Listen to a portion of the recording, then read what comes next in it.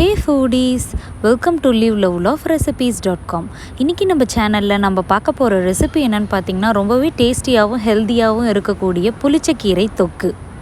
இது சாதத்தோட கலந்து சாப்பிடும்போது அவ்வளோ டேஸ்டியா இருக்கும். இந்த ஹெல்தியான கீரை ரெசிபியை நீங்களும் ட்ரை பண்ணி பாருங்க.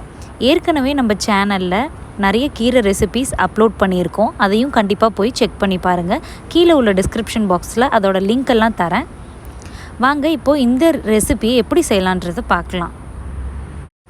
இப்போது ஃபர்ஸ்ட் ஒரு குக்கர் பேஸில் நம்ம க்ளீன் பண்ணி வாஷ் பண்ணி கட் பண்ணி வச்சுருக்கிற புளிச்சக்கீரை இலைகளை ஆட் பண்ணிக்கலாம்.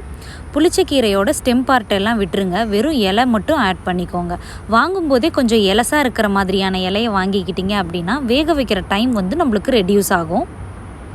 இப்போது இதில் இந்த கீரை வேகிறதுக்கு தேவையான அளவுக்கு தண்ணி ஆட் பண்ணிக்கலாம். யூஸ்வலாக மற்ற கீரைக்கெலாம் பார்த்திங்கன்னா ரொம்ப தண்ணி தேவைப்படாது. பட் புளிச்சக்கீரை அப்படி இல்லை, கொஞ்சம் ஹார்டாக இருக்கும்.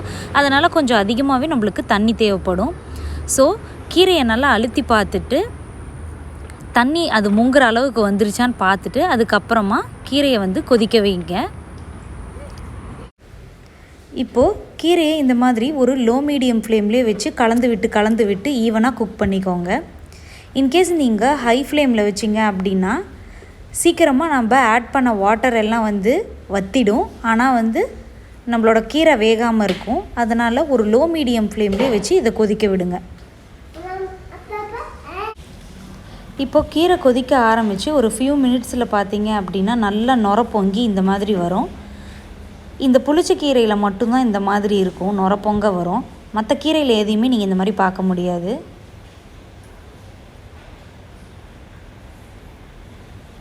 இப்போ இதை நல்லா கலந்து விட்டு குக் பண்ணிக்கோங்க. கீரையோட கலர்லாம் சேஞ்ச் ஆகிறத உங்களால் இப்போ பார்க்க முடியுது. ஒரு ஃபியூ மினிட்ஸ் இந்த மாதிரி குக் பண்ணிகிட்டே இருந்தீங்க அப்படின்னா நம்ம கீரை நல்லா வெந்துடும். கீரை வெந்துருச்சான்றது இந்த மாதிரி ஒரு கீரையை எடுத்து அழுத்தி பார்த்தீங்க அப்படின்னா நல்லா ஈஸியாக மேஷ் ஆச்சு அப்படின்னா வெந்துருச்சுன்னு அர்த்தம்.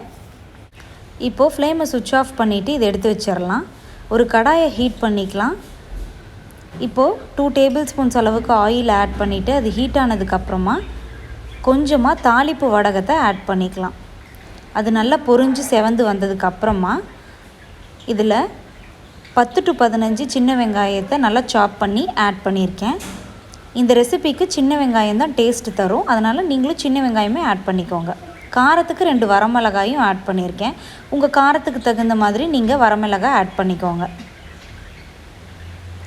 இப்போது ஒரு ஹாஃப் டொமேட்டோவை இந்த மாதிரி நல்லா ஃபைனாக சாப் பண்ணி ஆட் பண்ணியிருக்கேன். உங்களோட டொமேட்டோ மீடியம் சைஸில் இருந்ததுன்னா 1 டொமேட்டோ கூட நீங்கள் ஆட் பண்ணிக்கலாம்.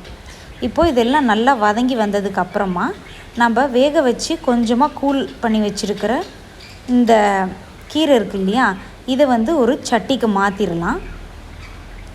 இப்போது சட்டியில் இருக்கிற தண்ணியை மட்டும் நம்ம ஃபில்டர் அவுட் பண்ணிவிட்டு கீரையை உப்பு சேர்த்து நல்லா கடைஞ்சிக்கலாம்.